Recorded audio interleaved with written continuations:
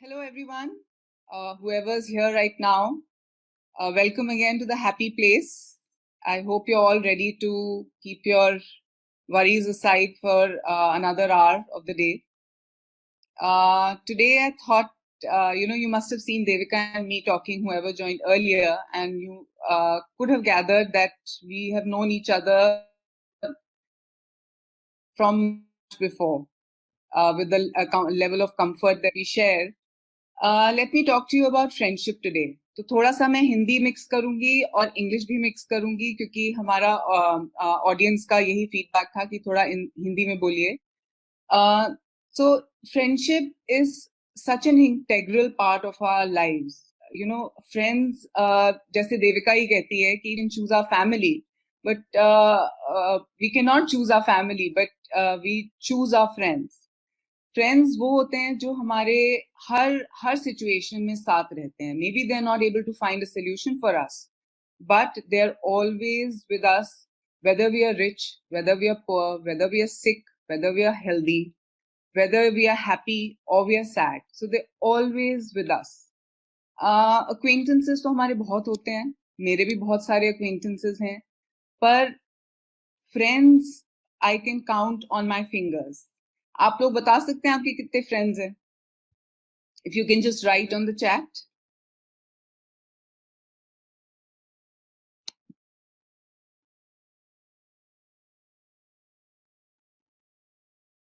So I can't see many answers, but you know, like I told you, I can count the friends that I have on my fingers. And wo jo friends hain, they have been with me since, you know, I can't even remember how many years. My whole childhood I have spent with them. Devika के साथ भी मेरी friendship बहुत बहुत साल पुरानी है. School में हम मिले थे. We were in the same school, maybe in the 4th or 5th standard, and I didn't even realize when the boundaries of my house, her house, or my mother, her mother, or my siblings and her siblings just fell apart. We've been together since so many years, and kabhi aise hota tha ki main school gayi hu, Devika is absent hai. I come back home and I see Devika sitting in my dadi's room getting her healing done because usko stomach ache ho rahi thi, or sitting in my mother's room and doing meditation together, or just simply walking into my room and watching her sleep like she's sleeping. And the best part was that I wouldn't even question her. I would say, oh, acha tu yahan pe hai. You didn't come to school today, but you're here. So that is the kind of bond and friendship we share. Devika has had a troubled childhood. Troubled, I won't say, but Devika, if I have the liberty of just sharing a little bit. Yes, let it all out. Let it all out. It's okay. You know, he lost her parents, not lost her parents, but lost her parents to divorce. Her father was a scientist in Orissa, and her mother chose to shift to the US to pursue her career. And she and her brother stayed with her Masi and Nani. So technically, they had a house to live in. But for Devika, I think it was just a roof on the head. And there was no emotional support as such. So, you know, the reason why I'm telling you all of this is because the journey that she has had, the kind of hardships that she has had, you know, we talk about कि ओ आज हमारा दिन अच्छा नहीं गया, आज हमको इसने ये कह दिया, उसने वो कह दिया, आज हमारे मूड खराब है. But if we think about the problems that one can have, मैं सोच भी नहीं सकती कि देविका ने वो कोई भी प्रॉब्लम ऐसी होगी जो नहीं फेस करी. But even in spite of that, she has can't even remember the, you know, times when she would say that I've failed. She always was you know, on top of things, and she would pause, yes, but she would never stop. She has And now today she has done her master's from INSEAD in organizational psychology. She is a consultant at INSEAD as a leadership coach. She lives in a posh locality in Hong Kong in a beautiful house with her very, very beautiful, bright, intelligent two daughters, and has a happy home. She is successful. She has lived across all countries I can name over the globe, and she speaks fluent Mandarin.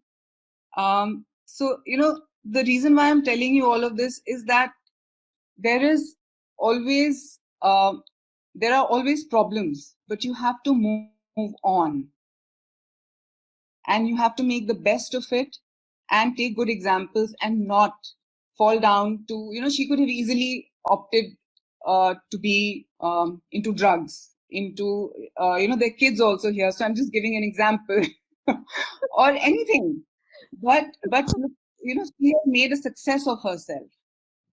So today, the kind of format that we're going to have with Devika is a kind of a chat with me and her. And as we go along, if you all have any questions, you can type on the chat and we'll address those as we go along or at the end of the session. Is that fine, Devika? Yeah, it's fine. And it is all very strange to hear it from you, because you and I have gone through so much together. You've seen me, but we've never had this discussion like, you went through, like, through so much, or having never had this discussion together as well, you know. Um, You've never heard this from me. Never. No. No, I know, but Devika is also an author of a book called Reflective Edge, which is doing very, very well and is well accepted by all the leaders in the corporate world. It was referred by my faculty to MIT, who were there. There's some research going on in asking for the right question, and it was referred. That was quite flattering. So, yeah, so that's a good thing. Okay. Not terrible. So, can we have Devika on the main screen, and then I will start my questions. So my first question to you is, so tell me, Devika, you've gone through a lot of challenges. Some of them I've mentioned here, some of them I may not have mentioned here. But what gave you the courage to move on? What was that one thing that held you together through all these problems? I think faith. And I can't say faith outside of me as much as faith inside as well. So that there were 2-3 things. One is, I would say, faith. I always knew that I had somebody's backing, and God knows who it was and why I felt that. Though everything in life felt like it was on the contrary. So I think that was one thing. The second thing is that I have very good friends, and I'm not saying it because you're sitting here. I'll never say anything nice to you. You know that. So, just kidding. But I had very, very good friends, I think, who were stable and, or never, never looked at me as a misfit. At that time, not to have your parents around and not to have people around, what happens is that, you feel like a misfit. Nobody ever made me feel like a misfit, the people that I had in my life. So that makes a lot of difference. I think, faith, I guess. And I would say I got lucky. I don't know how, but I would not, I can't take the credit for myself. It sounds very nice on paper when you say all this. I speak Mandarin. I've lived around the world. I have done all this stuff. It sounds very nice. But also, one more thing, I would say that I never got, I never, like, people would say things to me. I never let it stick to me. Like, that we were not the brightest, like I was not the brightest person in school. I never read a book in my life. at least when I was a kid. I remember, like, you don't read. If you can't say that this is an identity that I have, I will break it. Like any stereotype, you look at me and say, this is an identity that you have. Like you are an intelligent person. I'm not an intelligent person. Or you are a useless person. I'm not a useless person. I come from a place of nothingness. So that makes me able to create more of who I want to be, if that makes sense. So you can't put a tag on me. And I don't like the tags. So you're moldable. No, I If don't like the tag. I mean, you can't say you have a lot of courage because I don't know. I don't know what courage is. I just show up, So I become like a nothing, empty space, and just show up the time, deal with what is in front of me, and that's it. Okay, so would you say that you adapt to situations very well? I ignore a lot of situations very well. Okay, okay. I have selective And hearing and I'm stubborn, I guess. So I would say that I ignore what does not suit me. So that's wonderful. That's a very useful quality to have. Well, now that I'm speaking to you, I realize that. And did spiritualism in any way help you? Because I remember that you started meditating and you believed in Baba very early in life, and you were the one who introduced me to Baba in school or in early college years. I don't remember. But did spiritualism, meditation, and all help you go through all that you've been through? I didn't have parents. I didn't have anybody to look up to, I felt. I never had somebody, everybody has a dad and a mom and they can go and throw a tantrum in front of them. So, in my difficult times, I would imagine like a spiritual guru or like Baba or a mandir or God or whatever it was. I'm not very religious actually. I would go in my head and throw a tantrum in front of them. And so that kind of saved me, I think, because I pretended that there was a father. I pretended that there was somebody looking after me and things like that. So if I ask you, what is your happiness mantra? What would you say? I don't have a happiness mantra. I think happiness is like a little bit overrated, don't you think so? We always like chasing happiness, in pursuit of happiness. Where are you running? What, you stand bolt, you're running after happiness. I never had a happiness mantra. I felt that stillness was my mantra. I thought I want to look for a point where it all calms down and centers itself in the middle somewhere. So that never had that chasing. Yes, I did. Sorry, I had that chasing. But it also taught me the lesson that I could live in a posh locality. I could have an education. I could be 10 kilos thinner, which I was. And I could be youthful, good looking, intelligent, all of that. Uh, and be completely unhappy.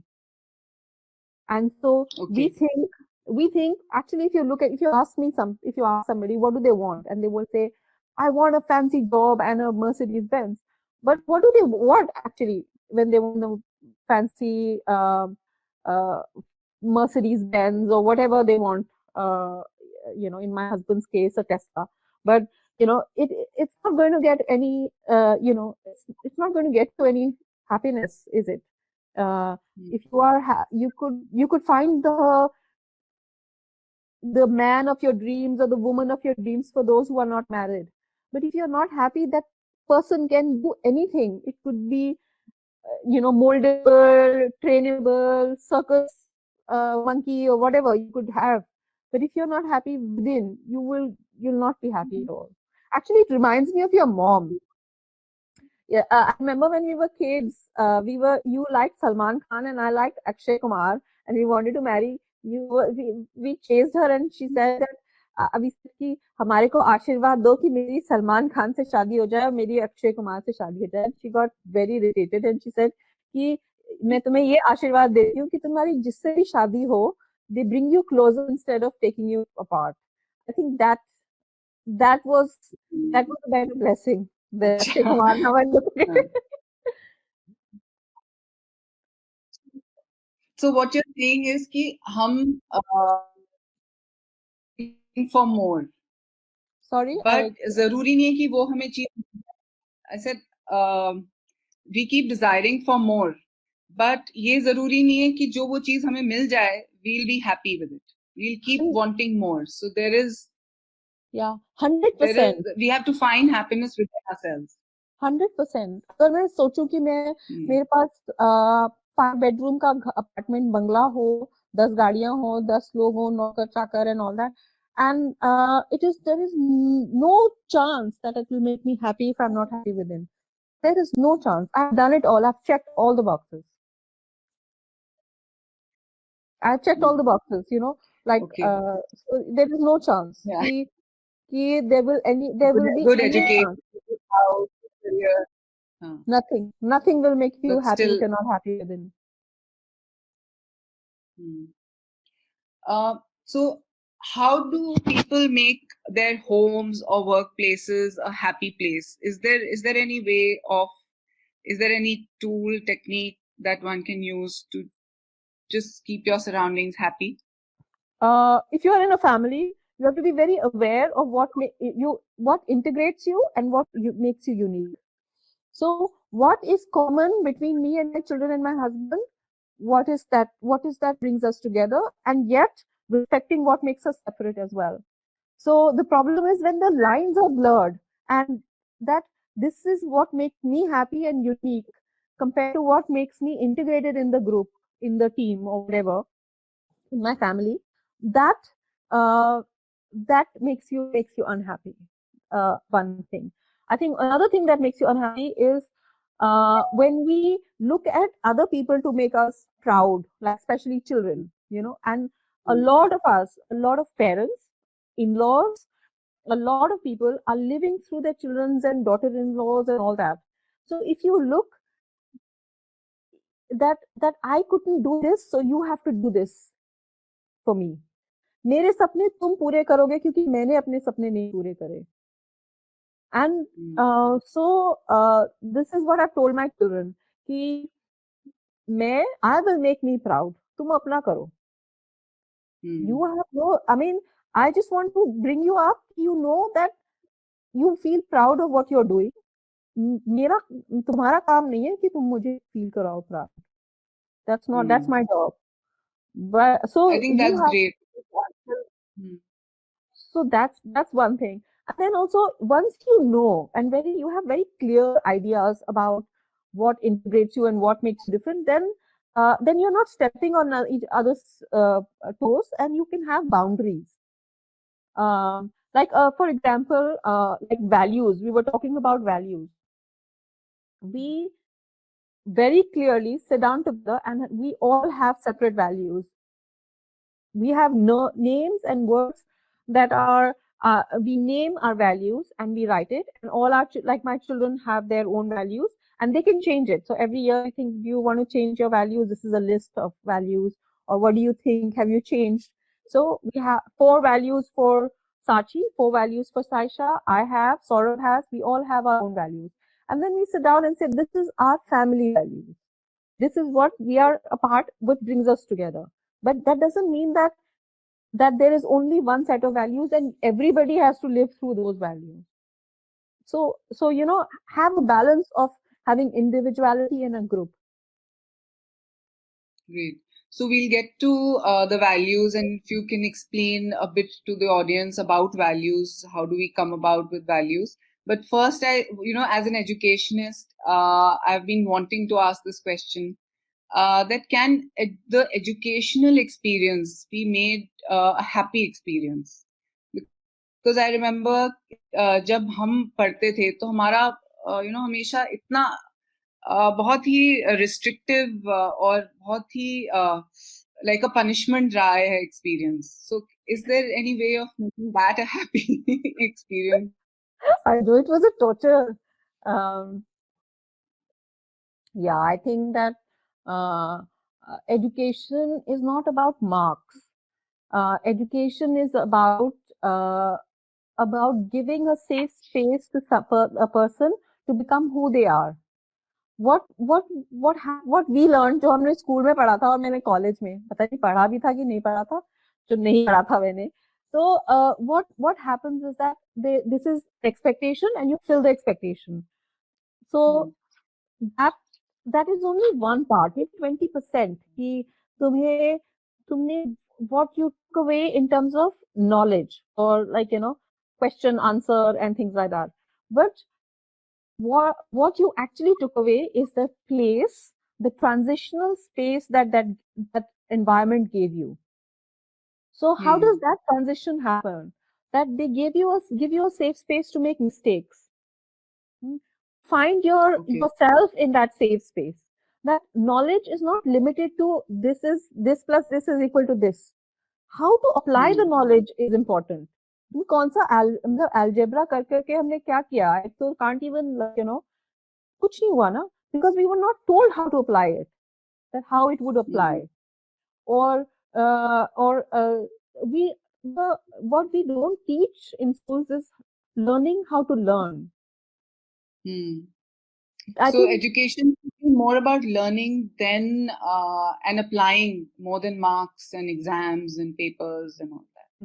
And application comes with putting it into service, no? And it can't be like if you're a chartered accountant, you're becoming an accountant and you're putting it into service. That is one part of it. If you're becoming a chartered accountant, you have learned how to, for example, give an exam, learn that you can handle stress in a certain way. Those levels of learning are also important, isn't it? But those are all missed out and never articulated. You never articulate that in a classroom there are 50 people, and what you learn from each other is as important as what you learn from the institute as well. Right. So peer learning. Peer learning. So Arjun has a question that if one is living in a joint family, how do you get your personal space and your personal time? Prioritize. You have to take it out. You have to take it out. And you have to have communication and this is a rule. I mean, your parents may not like it for some time, but if you're in a joint family with in-laws, don't do anything you can't do for the rest of your life. I can't understand why, when we get our girls married, we say, hey, 40 days I'm a good bahu and then I will show my colors. Don't do it. Be the person you are expected to be. Because it will be easier for them to adjust as well. True. I mean, yeah, you have to, if you are, they are also learning how to treat you. Yeah. And then, so, because, sorry. No, go ahead. So before I go on, I want to thank the Khanna family for being here. Which is they're the here Khanna, where is my Khanna family? Gayatri Didi. And if the Pandey family is also here, please raise your hand. I don't think they are here. Okay. So Swapnil has a question. If one friend helps the other. Okay, so it's just a comment. It's just a comment. So if one friend helps the other, with great happiness, it helps to the family member is also greater. Yes. Yes, absolutely. I don't think that you think of it as helping each other. I don't think that Vani and I ever did anything for each other and we thought that there was helping. I feel that, like my children, because we live in Hong Kong, don't spend time with Vani. And so when we went back this time and my kids were not well, and so she came with medicine and she sat with them and gave them medicine. And they said, oh, she's so kind, she's being so nice to us. So I was like, that's her job. She's your aunt. That's her job to do. There's no other way. But if you try to look at it as I am doing this for them and they didn't do this for me, then it's not friendship. It's a hisab kitab. So my next question is about working moms. There are a couple of working moms here on the group. Normally we feel that working women, especially working mothers, we compartmentalize our lives. Like, so many hours at work, so many hours at home, so many hours with kids. And we try to be perfect at everything. How and it's a challenge. Like, we have to prove ourselves at work, we have to prove ourselves at home. So what's the remedy? The remedy is don't be perfect. Because if you're perfect, if you don't know how to suck at something, how will you learn something new? Yeah. So and then again, and then the identity. When you identify with this, that I am so and so, and I'm doing so and so, and and then it gives you status anxiety. Don't you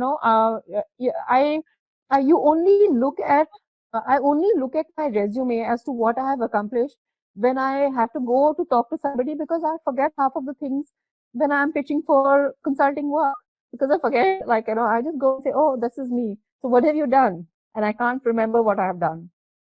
So I have to kind of learn up on it. But if I carried my resume on my back, that's a huge burden. And that means that I will always come from I am so and so. If I don't have I am so and so, I can do anything I want. The whole world is empty potential and empty. There is so much potential there. If I don't carry the burden of I am, my ego, my hubris, and all that. Who do you think I am? I am so and so's, daughter and aunt and mother and all that. If I don't have that, then I can be like water. I can adjust, adapt, and everything. So don't at all, and be unashamed to be weird. Be unashamed to make mistakes. Be unashamed to take time out. Do not, I'm not feeling good is something that you should be able to tell. Because if you aren't able to tell that I'm not in my good, today is not my good day to somebody, the expectations cannot be lowered and managed. And so basically self-acceptance, look within yourself, be aware of who you are. I have my daughter sitting at home for 4 months. Younger one day comes and says, I don't want to talk to anybody. Today is my grumpy day. Yeah, okay. Today is your grumpy day. Take time. When you are not grumpy, we'll talk. So you have to acknowledge your own feelings. Learn to look within yourself, and then it will work. So the moment you deny yourself your own ability to look within, like I look at myself, do you see me? I see me. If the moment I say I see me, all outside manages itself. The moment we don't see me, I don't see me, I deny my pain, my happiness, my joy, my everything. I try to be everything to everybody. Am I making sense? Sorry. Yes, you are. Guys, please type on the chat if Devika is making sense to you. Type yes. Let me know. I'm like blabbering away. Yes or no? Yes or no? Please type on the chat.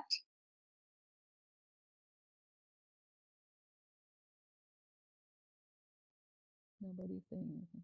I think my internet is a little slow. Okay. Okay. So my next question to you, Devika, is that you have worked on a set of values in your research. If you could talk about those values and how people can identify with their own values, and what do values mean to begin with? Values are like North Stars. To have something to refer to when you have to make everyday decisions on how you're showing up. So that is very important. That is, and what happens is that when we say we have values, we never name them. We don't have words that say that this is my value and I am going to stick by the value. And like, general, we are ethic, we are good people, we are ethical, we are this, we are that, but we don't never have a word for it. And I think that that's very important, that we have a word that that is there. And it does not have to be like one word for one, like, for one aspect of your life. You are playing different roles in life. As a mother, you can have different values. As a child, you can have different values. As a daughter-in-law, you can have different values. And as a professional, you can have different values. And and you can use those. So for example, I'm a coach. I have 3 values, and I was very fortunate to um, have had that time 15 years ago, 20 years ago, to decide on the values and put it together. For example, one of my values is non-judgment. Another value is the need to surrender. When people come to me, I don't need to control them. You have to do this or you have to do that. And the third value is that actually to create a safe space that they can see their own potential within. And it could be anything. So these are 3 values that I every time I'm communicating as a coach, I kind of look at that as a value that I have, and I base it on that, and so I build on that. So basically, you have to have values and words that you have. Like I have here are family values. So I made children make a artwork to show them what, to put it up so that they have a reminder as to what the family values are. And so you have to have words, that is your own words and your own personal phrases that reflect what you are. So there are 3 ways to do it. So I have 500 values that I use when I'm coaching. I think Vani has it, and maybe, I don't know how it will work. You can send it over if they send you any emails. To first, if you want to choose the value, you have to sit down and reflect. First is what makes you unique. Please do not take a value that somebody else has. This sounds good and I should use that also. That value has to make sense to you. Then roles. What is the role that you're playing? So if I am as a mother, what my value is, I have to think about what role I'm playing. What kind of who is it going to impact? So as a coach, I would look at my coachee and say, what is the role I'm going to be playing when I'm coaching? So what is it? How is it going to impact? And something about basically aspirational self. What kind of a mother I want to be, for example, or what kind of a professional I want to be, or what kind of a practice I want to have. So look at these 3 questions. So to repeat, what makes you unique? What is your role, and who is going to be impacted by your role? And the third one is, what is your aspirational self? Once you have that thought out, then you can have words and phrases that become your values. And you don't have to choose between 3 and 5 words are enough. You don't have to have 6 pages of values. That's not important. Just stick to those things. And having these values also impact your reputation. When you have a mission statement and you act upon it and show up and exude that over and over again, it impacts your reputation. So recently somebody came and said to me that if I murder someone, I'll come to you and tell you where the murder weapon is hidden. And of course we laughed about it, but it was a joke. But the idea was that she felt safe while I was talking to her to tell me things that made other people in society uncomfortable. So, so create that. Okay. So can we do a 5-minute exercise with the audience and make them write down their own values? Guys, if you want to share, you can share on the chat. Otherwise, just take a piece of paper and pen and answer those 3 questions. Just take 5 minutes and answer those 3 questions. So the first question was, Devika, if I can write on the chat. Okay, the first question is, what makes you unique? Okay. So What if you makes are, you if you're a coach, if you're an educational institute, or you're a teacher, instead of blurting out what the other teacher could do, what makes you unique as a teacher?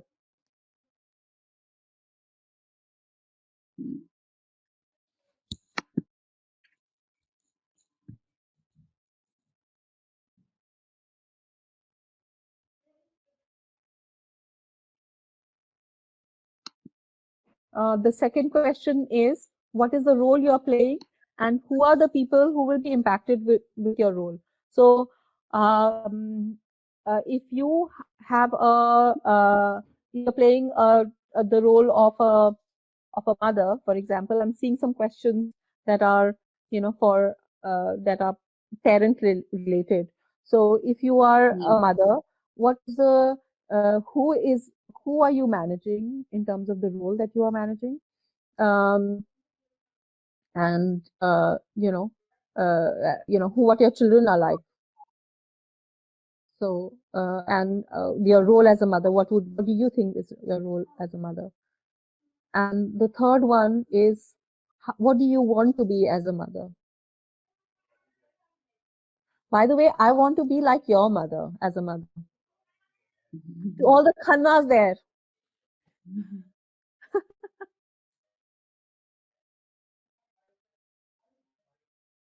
The third question was? What is your aspiration? What is your aspiration as a mother, or as whatever role you're playing, aspirational person you want to be?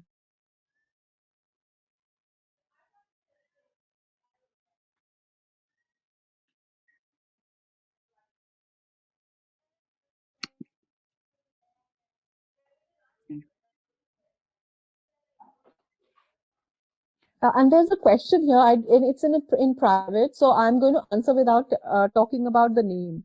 Okay. I have 2 kids. Again, your son 6.5, and he doesn't listen to anybody at all. I don't know what that means, but I know that children don't listen to people. Like, if you tell them, give them instructions, they will not listen to you.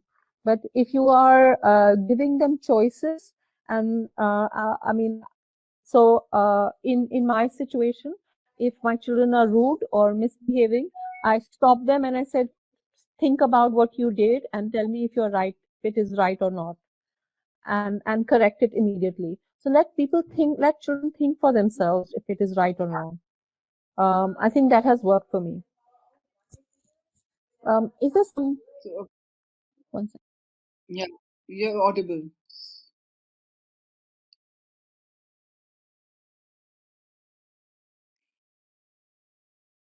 So what her problem is that doesn't listen to get the daily things, like doesn't get ready on time, doesn't want to sit for a class, eat on time, bullies the sister. So these are very, very normal things. Which The we all thing about go our through. life, the thing about our life also, you can't look at a moment in time and say this is what the child will grow up to be, isn't it? Look at us, like you could So we I know it sounds very serious a moment. I'm sure it's troubling you a lot. We're going through this, but Devika, do you have any answer to how to handle this? Is like like you said that Saisha came up and said that I have a grumpy day today. So you said, okay, fine. So we'll stay away from you, won't talk to you. So for her, what is the advice that you would give her? I would. This is my just. I'm looking at only one sentence on the screen. I can tell you that the mother is unkind to herself. She's very harsh on herself. The need for perfection is Okay. very harsh on herself. So she thinks that everything, and the child is the reflection of her success and failure as a person. And if that happens, then how will then you're putting too much pressure on a 6-year-old. You know, I mean, it's really to tell yourself that my success or my this thing doesn't matter. I'm going to be good and make me proud, and that role model and that role will kind of translate into into something else. For some, you know, it would translate into him looking at me as an example. I can 100% guarantee actually that the mother is very harsh on herself. So she agrees with it. And Swati, now that you're on the public chat, we can take your name. You know, from my personal experience, I can tell you that I used to be like that I would want perfection from everything that my kids did. And it did not help. So the moment you step back, the moment you say that, okay, fine, if you don't want to eat on time, that's okay. If you don't want to get ready on time, you want to miss school today, fine. You know, they start being responsible themselves. So it may take a while. It may take you a few years for to get to that stage, but they will be fine. They'll turn out to be fine, and they'll be more successful. Believe me, when you step back, the moment you know, the moment you stop hovering over them and telling them what to do and screaming all the time, they become better. And it has nothing to do with them. It has to do with you and your expectation for perfection for yourself that you are projecting it on them. So the 6-year-old child has no responsibility that to make you feel complete and whole. You make you feel complete and whole, and that's how it will work. And the child is not responsible if you left your career for the child, right? It's not the child's mistake. Okay, so let's move on.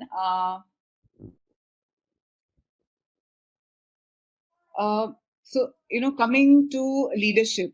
So you've written a book called Reflective Edge. We were speaking about it earlier. What are the leadership qualities that you could talk about, and how does one move from being a manager to a leader? For me, I think that self-reflection is very important. I think a leader who doesn't know himself or herself is somebody who can't translate it and have empathy and can't motivate. For a lot of people I coach, a lot of people, sometimes they are so full of themselves that they don't understand and value the other person. And when that happens, you stop being a leader completely. So there is self-awareness that I think you need. You need competence in terms of knowledge and wisdom, because and a width of knowledge, a dimension of knowledge. So when you have different things that you're managing, so for example, there's a mountain like this, and you have different aspects of or you understand different aspects of business, and you go up from here, this point, you have vision of what the future can have, because you are based, mountain at the bottom has a strong base. So, but what happens sometimes is that people do the same thing over and over and over again, and then when they reach the mountain is a molehill, and they don't have a vision of the future. This way, you can look at different angles and different ideas, and you can put them together. So, first of all, self-awareness. Having the competence and having the experience of climbing the mountain, and all the struggles and all the ups and downs and that you have is actually, having the ability to see yourself at the top. When you see yourself at the top, you have a different vision that you need to translate. And then when you are on the top, what you see, the person at the bottom can't see. So if you're on top of the hill and you're looking out into into the future, you have a vision of what is in front of you. But if you at the bottom of the hill, you don't know what's happening and how the scenario looks from the top. So this guy needs to be a communicator who can communicate that vision and send that message down of what an aspiration or where they are headed. The communication of the vision of where they are headed has to be clear. Actually, we did this experiment. So there's this person.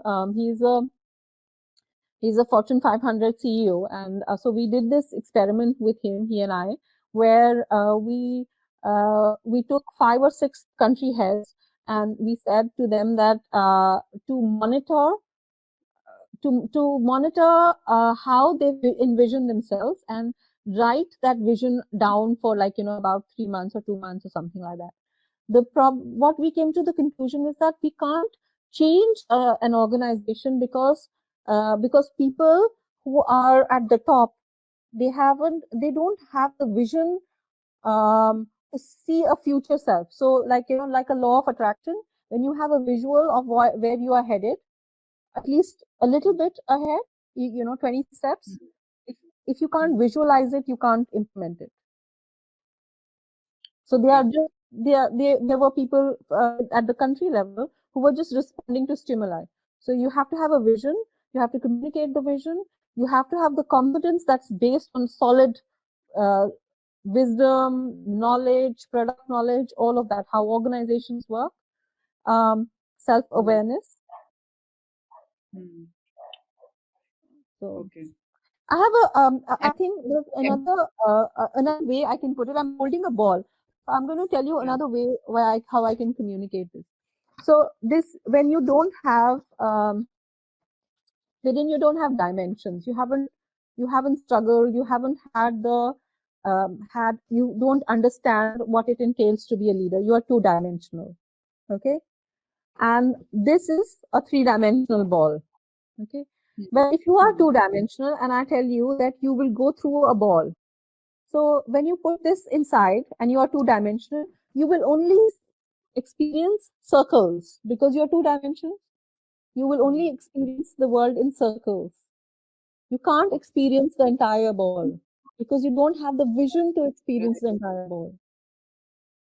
Does that make sense? It's a physics experiment I saw some time ago, and so if you have to have dimension in leadership to understand and to move the ball ahead.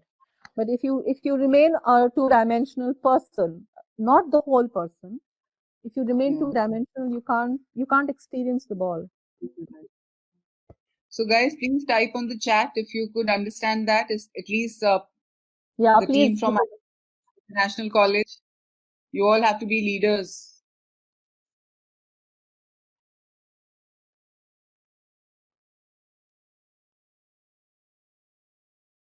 So what we were talking about is the competence, the ability to communicate and to visualize where you want to go ahead. And you spoke about empathy as well.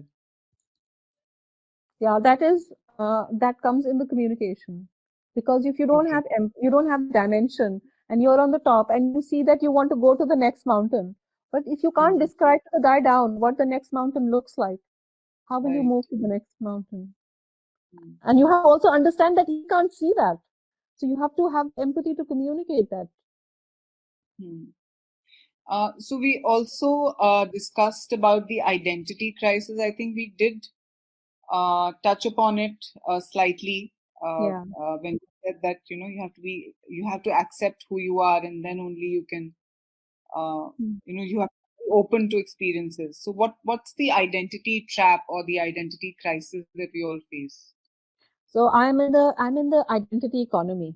It is people pay a lot of money to come to me and say, show me who I am, and that's really amazing, because like there's a whole economy which will tell you how awesome you are, that you can do anything and you are this and you're that, and so don't get caught in that.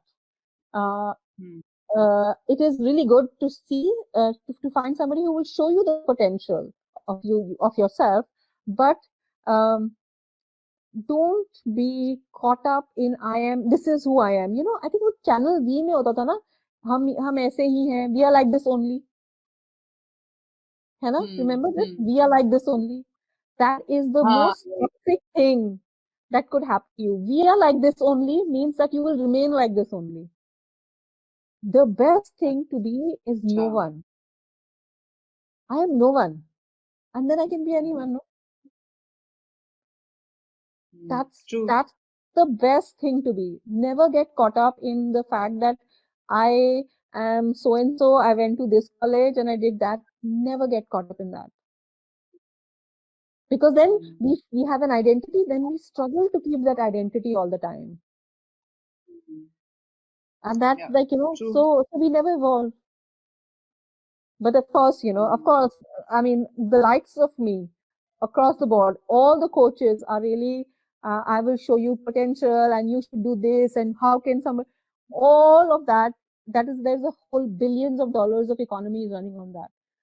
If you can just let go, you think I'm a loser. And, of course, when you have to establish yourself, you must establish yourself, because boundaries are important.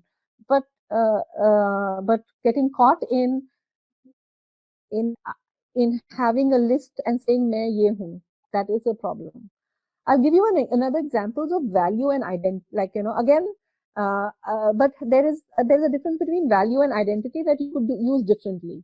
So I was talking about, I have a goal and I'm going to lose 11 kilos, which is my goal actually, but it'll never happen because I have it as a goal. But if I have it as a value,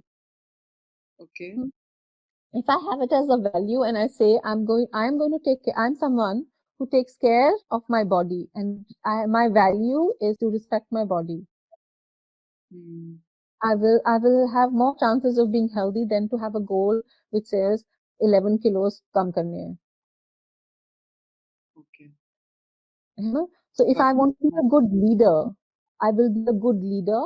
But if I have a goal and saying that I will be CEO of Google, and I have to, I'm going to die out trying to become the CEO of Google.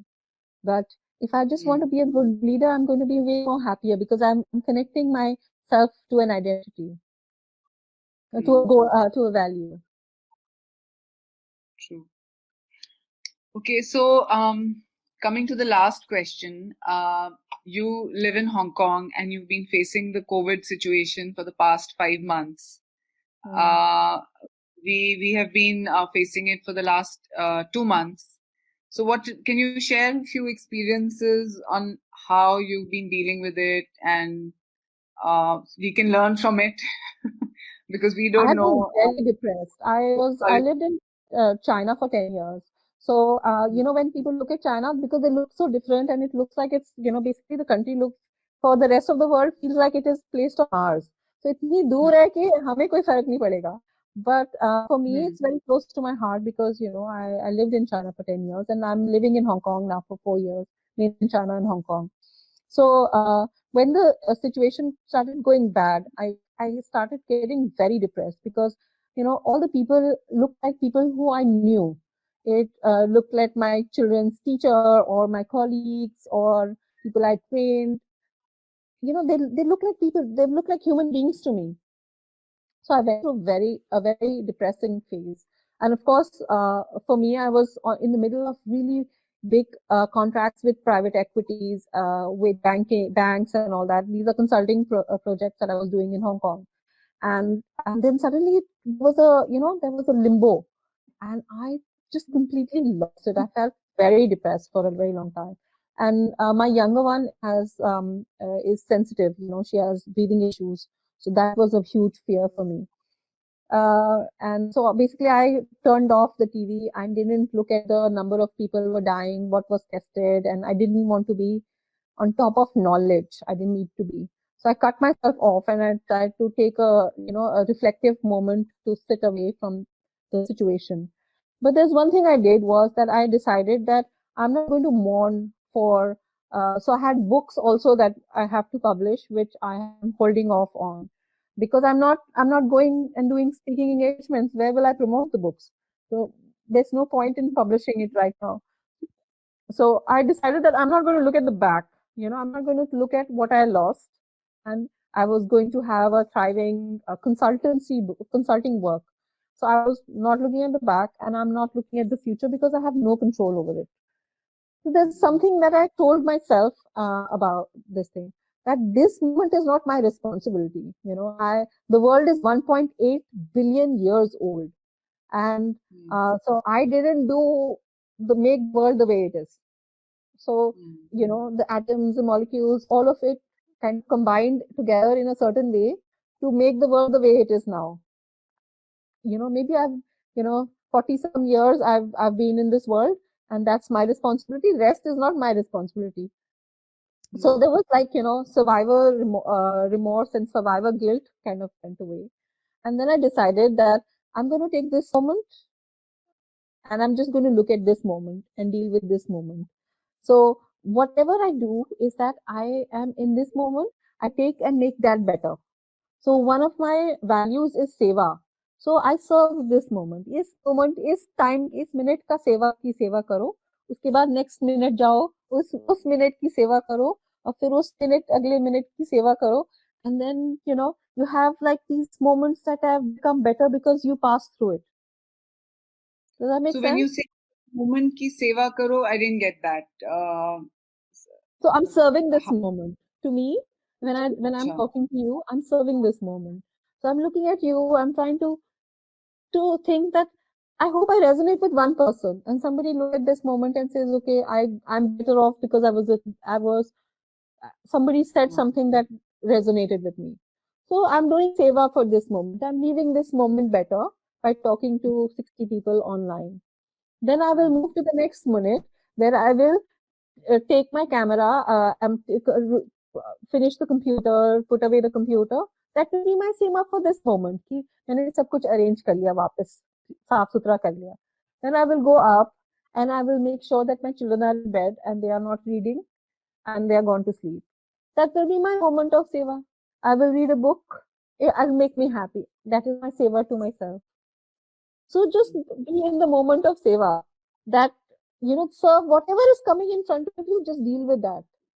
Don't try to look at the big picture now because a lot of it is out of your control. Okay. That makes sense. So I don't know if any of your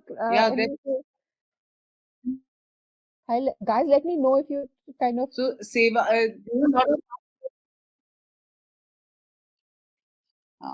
So a lot of us feel that seva means giving back to society and wo sab, but this is a new concept and it's very interesting. Serving the moment that you're in. Yeah, serve the moment. That makes life much. Okay. सेवा doesn't mean कि मेरे पास 10 करोड़ रुपए होंगे, मैं 10 करोड़ में I will give 50 crore to 50 lakhs to someone. It means that somebody is standing in front of me. I spoke to them and they felt acknowledged. That is nice, no? सेवा हो गई. Yeah. True. Yeah. There was a so question. So there was a couple of questions that I have noted. I'm going to ask you, and the rest, please start typing your questions so that we can answer them. One was somebody was asking about some good books that you can refer for reading. Don't read, because I think that read when you want to. That's not a problem, but look within yourself to find the answers. You will be surprised as to how wise you are from inside. When you shut off all the sound that you are the mental chatter, that how wise you are from inside. Sit down in the morning, write 3 pages, even if it is bakwas, complete, no spelling, you don't have to check your spellings. You're not publishing it in the New Yorker. Just write your thoughts down. And within 21 days, you will not need to go to a pandit or a guru. All the answers will come from within you. Okay. So instead of reading, write your thoughts. Right. Yeah, right. And then it will guide, the time will guide you to the right things, right books. So is that called journaling? Is that what Journaling, yes. journaling is all? Yeah, Okay. this is freehand journaling without a structure. Okay. Okay. Uh, that was, a couple of those questions. Joint family we answered, and angry and rude children we answered. Books is something that we answered. Anything else, guys? You want to ask Devika? I would like to know if you still feel bad about your childhood. I do. I'm allowed a pity party once in a while, Anuj. I feel like why me and all that. I do that sometimes. I have to be very honest with you. But I also think that that was the best thing that happened to me. I don't want to live it again, but I think that's the best thing happened to me. That I can sit across anybody pretending to be okay, and I would know that moment that something is not right.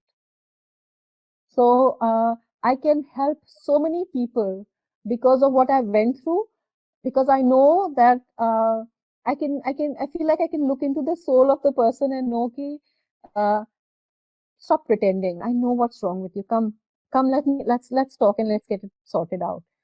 I would not have that level of sensitivity to another human being if I hadn't gone through it. So having said that, I don't want to go through it again. Okay. How do you focus on important things? Basically, you first write down your values and you will know what is important to you. Those are that is the reason why you need values. So Ani, sorry, you are supposed to ask the questions. You have made a list, no? no, it's okay. Please go ahead. So No, we'll okay. the list of values, Devika, if you're fine with it, we'll share the list of values with the audience. Yeah, it doesn't matter. Seva. Okay. I made a list. There are 500 or so of them. Hmm. So this is how to handle people who want attention all the time without caring for you. Boundaries. Hmm. That you have to have boundaries. You have your values. They will, once you have your values and you have a value which says, I will draw boundaries if you have one, or you feel I'm not taken advantage of is one of this thing, or whatever you want around your relationships, the values around your relationship, and you will see that those will attract. And also self-awareness. If you are not taking care of yourself, uh, you have to have some self-awareness. If people are wanting attention from you, it's because you do not know how to draw boundaries for yourself. It's not the other people's problem. It's the fact that they don't know what to expect from you. You didn't teach them what to expect from you. Anything else? Okay. So, Manju, I hope that helps. Anuj again is asking, how do you calm yourself down? I meditate, I chant, I do seva.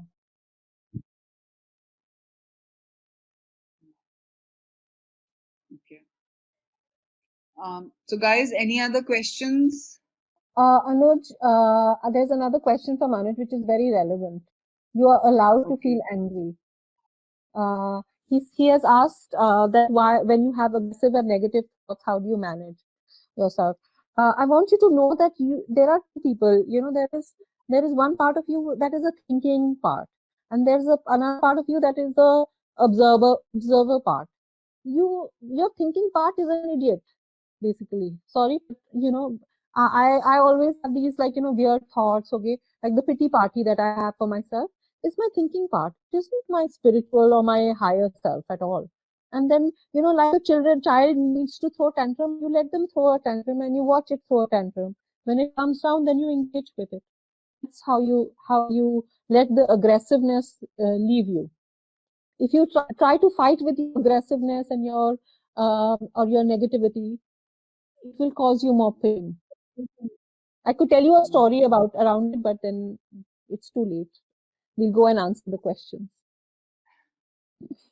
So, would everybody like to hear the story, or we go ahead with the questions?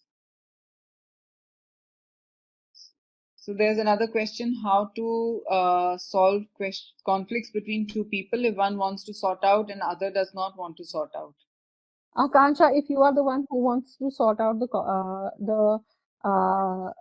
conflict, I would say that meditate, and this is what I do sometimes, and just like this is a spiritual aspect of it, but I'll meditate, look at the spirit or the soul or the higher self of that person and pray to that higher. It's like basically namaste, where you say my soul pranam karo, मतलब मैं मेरा जो अंदर का soul है वो it acknowledges the soul within you. So Like you you're say, just sitting down and acknowledging the soul within that person, because that soul and the spirit is not ugly. It's just playing the role that it is playing. So, Devika, can we end with the story? Even I want to listen to the story. And in the meantime, please write "Thank you, Devika" on the chat so that You don't have to thank you know. me. No, but still,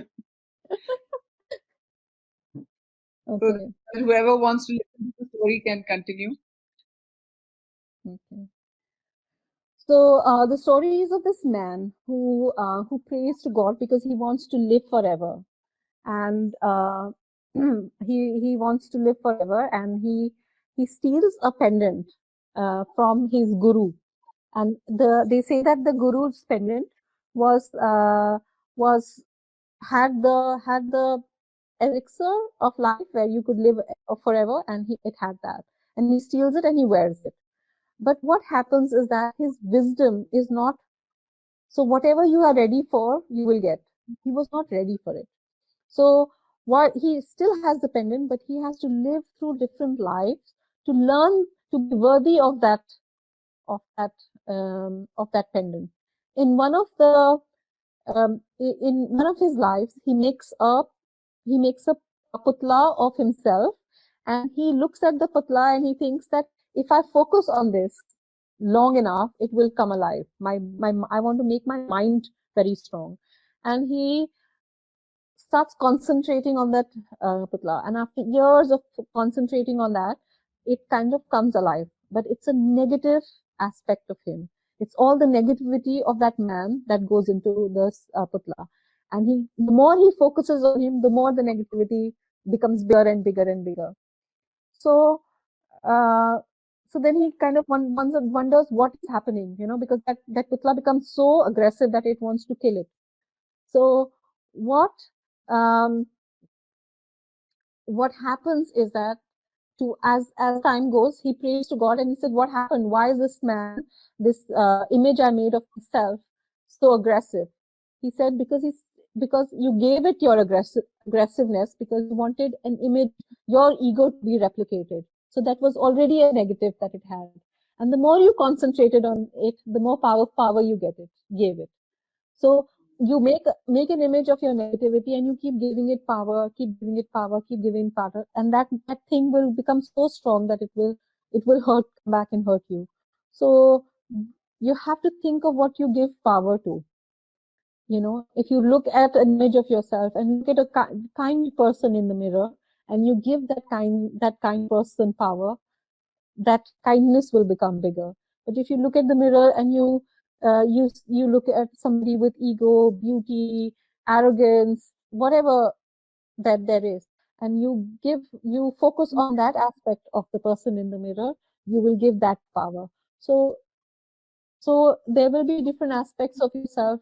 Choose which one you want to give power, and let the values help you choose that, and then give that more power. Encourage that part of you, and don't think that you will not have the negative thoughts. That is always going to be there. That makes you whole.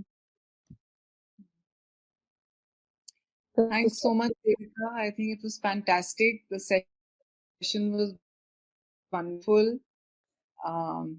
And Devika has graciously offered that she will also speak to our students, and she would love to get their questions, and she'll be happy to have a session with them. So thanks, Devika.